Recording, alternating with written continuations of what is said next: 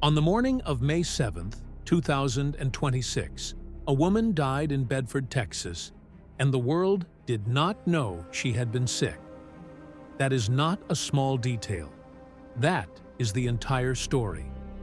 Her name was Joni Lamb. For 4 decades, she had been one of the most visible faces in Christian television, co-founder of the Daystar television network, a broadcaster that reached 2.3 billion homes across every continent on Earth. She had sat at tables with presidents and pastors, built an empire of faith from a single Dallas television station, and spoken to audiences that numbered in the hundreds of millions. She had smiled through morning broadcasts on bright studio sets, while behind the cameras, everything she had built, including her own family, was fracturing apart. And when the end came, it came quietly. It came while the people who loved her most did not know she was dying. Her daughter-in-law, Susie Lamb, said publicly that she was praying for a miraculous reconciliation. She was waiting for a phone call that would repair what had been broken. She was waiting. And while she waited, Joni was already gone. What does it mean to build a ministry that reaches 2.3 billion homes and still be unable to reach your own son? That question does not have a clean answer, but it is the question that defines the final chapter of Joni Lamb's life. A chapter she never got to tell herself. This is the story of what she built, what broke apart, what was alleged, what was never proven, and what was left unresolved on the morning of May 7th, 2026. Every empire begins with an act of faith so reckless it looks, from the outside, like madness. In 1993, Marcus and Joni Lamb did not have a network. They had a single UHF television station in the Dallas-Fort Worth area, a borrowed dream, and a conviction so absolute it bordered on the irrational. They had each other.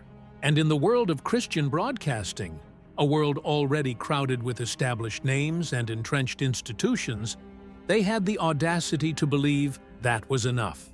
It was. What they built over the next 3 decades did not grow. It exploded. The Daystar television network expanded from one local station into a global broadcast infrastructure that reached 2.3 billion homes across every continent.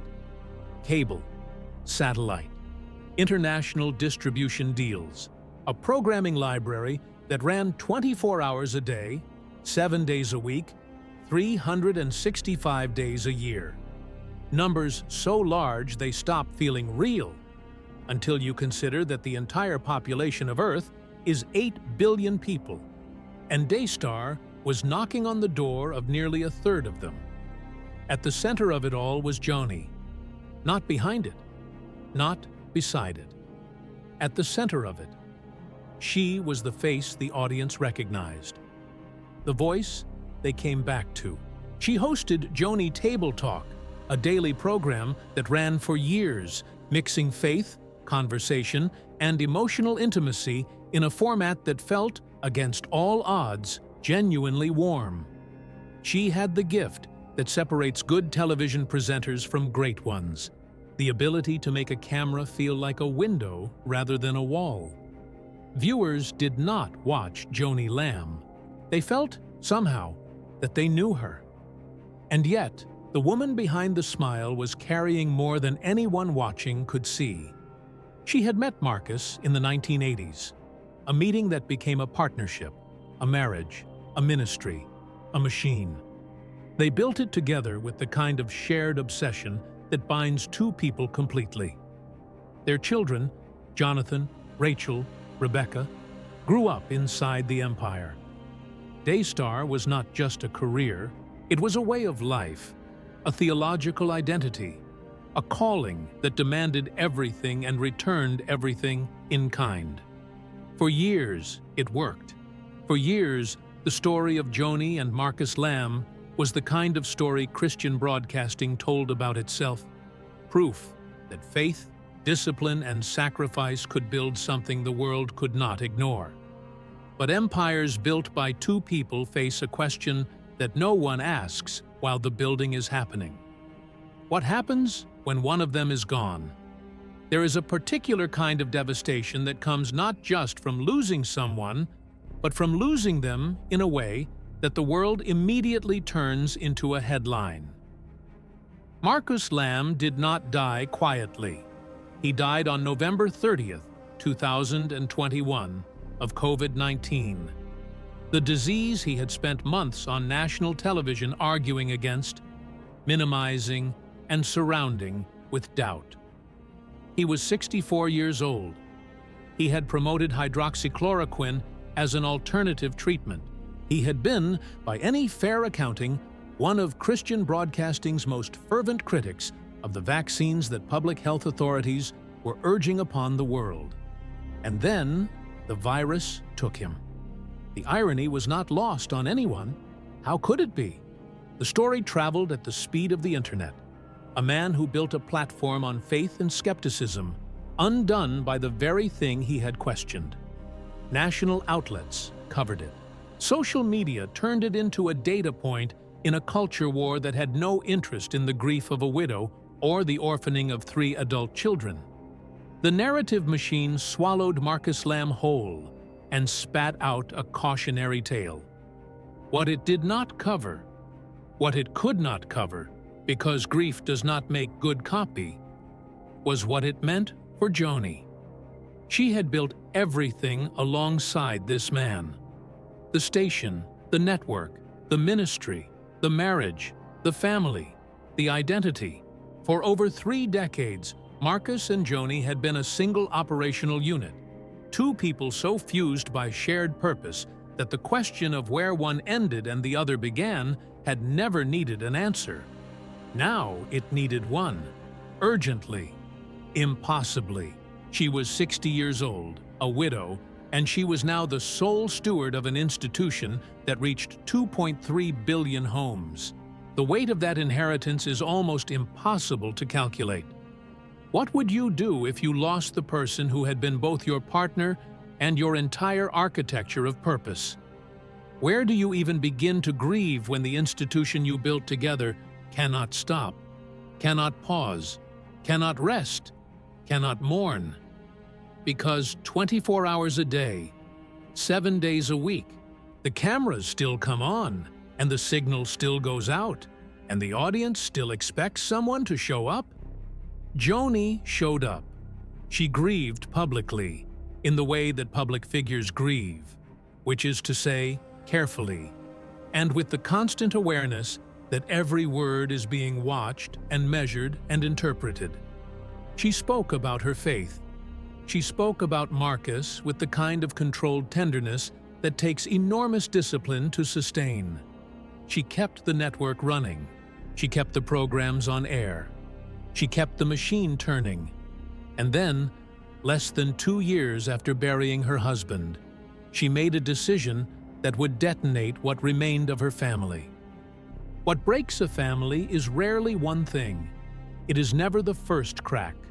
It is the water that gets inside the crack, and the winter that freezes it, and the slow, relentless pressure that turns a hairline fracture into a chasm wide enough to swallow everyone who once stood on the same side of it. On June 10, 2023, 18 months after burying Marcus, Joni Lamb married Doug Weiss. Think about what that sentence contains. A widow, a remarriage, a man named Doug Weiss, who was not merely a stranger, but a therapist, a sexual health counselor, and a frequent guest on the very network Joni controlled. A marriage that her son Jonathan publicly opposed on theological grounds, arguing that Weiss lacked biblical justification for his own prior divorce. A wedding that took place inside an institution that her late husband had built with her, broadcast to an audience that had watched her grieve. And you want to know what happened next? Everything broke. Jonathan and his wife Susie refused to air a listener comment praising the marriage. That single act of conscience or defiance, depending on which side of the chasm you were standing on, became the first public signal that the Lamb family was no longer a single unit. By November of 2023, the fracture had reached the boardroom. Jonathan was called before the Daystar Board of Administration and given an ultimatum as cold and corporate as anything ever delivered in a secular media empire. Sign a non-disclosure agreement or be removed from the board and stripped of his vice president title. He refused, and then, on November 15, 2024, the day after investigative journalist Julie Roys contacted Daystar about allegations Jonathan had made, he was fired. But the termination was only the surface wound.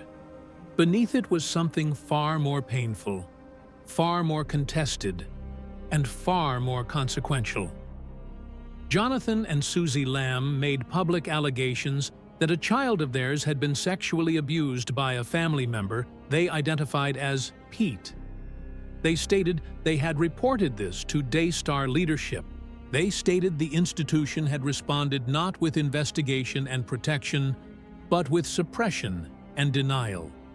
They described what they called spiritual abuse, wielded not by strangers, but by Joni herself, and by allies including Jimmy Evans, founder of XO Marriage, a man with his own platform and his own reach, and his own interest in the stability of the institution. These are allegations. That word carries legal and journalistic weight that cannot be set aside for the sake of narrative convenience. The allegations were investigated. By Daystar's internal review, no evidence of wrongdoing found. By the Colleyville, Texas Police Department, the case was filed and archived in May of 2025, closed for insufficient evidence. Pete denied the allegations entirely. What remains is not a verdict. What remains is a son and a daughter-in-law who said, publicly and on the record, that they brought concerns about a child to the institution built by their family, and that the institution chose itself over them. And what also remains is a mother, Joni Lamb, who, according to Daystar, believed she was being subjected to a coordinated campaign of defamation designed to destabilize everything she had spent 4 decades constructing. 2 versions, 1 family, no bridge between them. The cameras kept rolling. The signal kept going out to 2.3 billion homes. The programming continued. And somewhere inside that machine, a 64-year-old woman was fighting a battle on multiple fronts simultaneously. Her marriage, her institution, her legacy, her health, and she was losing, quietly and in private, the one she could not talk about on air. How do you grieve a child who is still alive? How do you hold together a network built on messages of hope and reconciliation when the reconciliation you need most is the one you cannot reach? In April of 2026, Doug Weiss told the world that his wife had hurt her back. That was the explanation. A back injury. A temporary absence from the cameras, from the bright studio sets, from the daily rhythms of a broadcast empire that had run without interruption for over 3 decades. He asked for prayers. He asked for patience. He said she would return. She did not return. What Doug Weiss did not say, what Daystar had chosen with deliberate care to hold in private, was that Joni Lamb had been fighting something far larger than a back injury for far longer than anyone outside her innermost circle knew. Serious health challenges, treated quietly, managed in the shadows of a public life so thoroughly lit by cameras that the shadows themselves had become a kind of refuge. The back injury had not created the crisis. It had collided with one already in motion, had taken a situation that was grave and made it catastrophic, had accelerated a deterioration that no one, not even those closest to her, had fully anticipated. On May 7, 2026, Joni Lamb died in Bedford, Texas. She was 65 years old, and her son did not know. Let that land for a moment. Let it settle into the space where words run out and only the weight of the thing remains. The woman who built a network that reached 2.3 billion homes, that trained cameras on every corner of human experience and beamed it across continents, died while her own son sat in the silence of an estrangement so complete that no one thought to call him, or chose to. Joni Lamb said publicly that she had been praying, that she had been holding on to the hope of a miraculous reconciliation, the kind of restoration that the very network she had once helped build had preached about for decades. She was waiting for the phone to ring. She was waiting for the door to open. She was waiting. The phone did not ring. The door did not open. She found out the way strangers find out, after the fact, through channels that carried no warmth and offered no preparation. What does it mean to preach hope to 2.3 billion people and be unable to extend it across the distance of a single broken relationship? That is not a rhetorical question. That is the central irony of Joni Lamb's final chapter. An irony she may have carried alone in private, in the quiet hours between broadcasts, when the cameras were off and the signal had gone out and there was nothing left to perform for. Because here is what is also true. In the months before she died, while she was sick, while the back injury was compounding what was already impossible, while the end was drawing closer than anyone had announced, Joni Lamb was working. She was working with the Daystar board to ensure that a full executive leadership team was in place before she was gone. She was building a succession plan. She was thinking, even in her final season, not about her own comfort, but about the continuity of what she had built. That is not nothing. That is, in fact, everything. It is the act of a founder, of someone who understood that institutions outlast the people who build them, and who cared enough, even at the end, to make sure this one would survive the loss of the person it most depended upon. She is survived by her son, Jonathan, by her daughters Rachel and Rebecca, by a husband who announced a back injury when the truth was far more final, by a network that continues to broadcast, just as she intended, by 2.3 billion homes that never knew she was sick, by allegations that were investigated and closed without resolution, by a family that broke apart in public and could not find its way back before the window closed, and by a question that no documentary, no investigation, no future broadcast will ever fully answer. Was it worth it? Was the empire worth the cost of the family it consumed? Was the network worth the estrangement it could not heal? Was the message of hope worth delivering to the world if the messenger could not bring it home? There are people who would say yes. There are people who would say no. There are people, her children among them, whose answers live somewhere in the devastated country between those two positions, where grief and love and anger and loss have been so thoroughly mixed that separating them has become impossible. Joni Lamb built something extraordinary. She also lost something irreplaceable.